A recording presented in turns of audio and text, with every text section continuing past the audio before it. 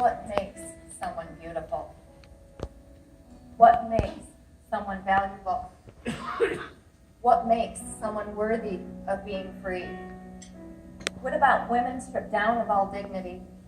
What about created to be daughters of the king, topless in storefronts? Their value being tallied by the times their body is bought hourly. What about the women strapped down to the back of vans? The only time they're touched is by buyers and sellers' cans, passing them along like packages. The only time they're kissed is when they're being tasted upon by savages. What about the women whose personalities must be split apart like their legs when someone is done purchasing them? Because I can hear the women in captivity whispering, I just don't feel beautiful to me. But what makes someone beautiful? What makes someone valuable? What makes someone worthy of being free? What about the women who were not stolen but were lured into this worldwide phenomena because they were just too drowned in their own insecurities? They thought it'd be glamorous, but misplaced trust had led them into the hands of slavery. What about the women whose fathers, brothers, and cousins took advantage of them, so now their whole life they're looking for father figures who love them similarly?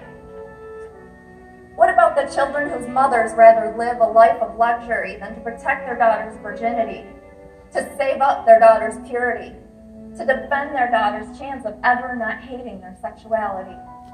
What about the sons and daughters, the innocent people who really don't even think it's evil? They genuinely just want to protect their family. Because I can hear the children in captivity whispering, I just don't feel valuable to me. But what makes someone beautiful? What makes someone valuable? What makes someone worthy of being free? Because I'm wondering what God sees in the corners of Cambodia where mothers are hoping that they have daughters so that they can sell them and live frivolously. I'm wondering what God sees on the stages of Amsterdam where if no one wants to purchase them, these women are deemed as unworthy. I'm wondering what God sees in the sick, disgusting sex industry that is so watered down even modern day fashion makes it look cute to dress sleazy. Where more skin is more trendy, where provocative images on teen magazines is what's selling. I'm wondering when God sees our world in captivity, who does he think is worthy of being free? Who does he think is beautiful? Who does he think is valuable? Who does he think is worthy of being saved from a worthless exterior that Satan has captured and relabeled as true identity? I'm wondering, was his blood just shed selectively? Was his blood just shed for those who we deem beautiful, who we deem valuable, who we deem worthy of being free?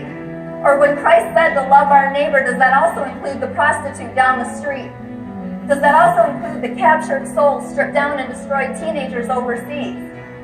Does that include the victims of the modern day slavery business just blacks for me? Does that mean that they are my neighbor and since now I know they exist here, now I have a responsibility?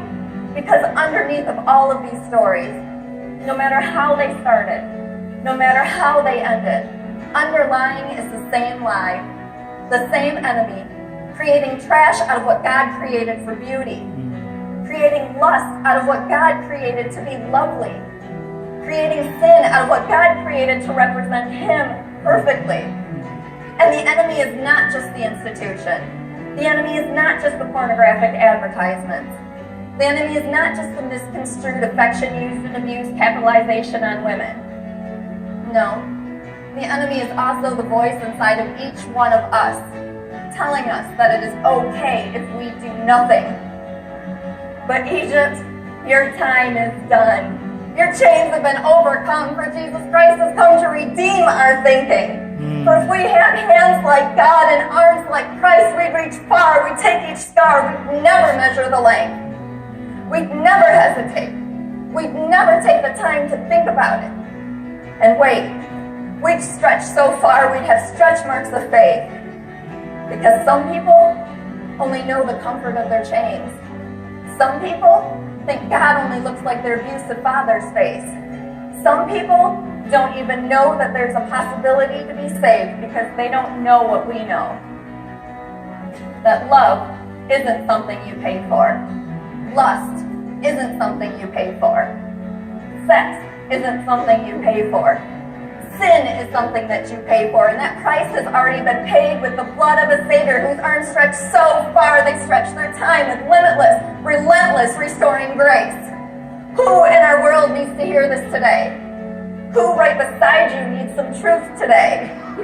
Who is broken, in bondage, in that side of the world or this side of our street? Because they are someone beautiful. They are someone valuable. Blood was shed because they were meant to be someone free. And right now you have the opportunity. You have the opportunity to help these girls in a way that you can't even begin to imagine. 12 girls to start. To go from a life where they know no hope, where they don't know a Savior. They don't know anybody is coming for them. Can you imagine living every single day hopeless? That is truly hell on earth. But not only do you have the opportunity to change their day by day by day by day living, you also have the opportunity to change their eternity.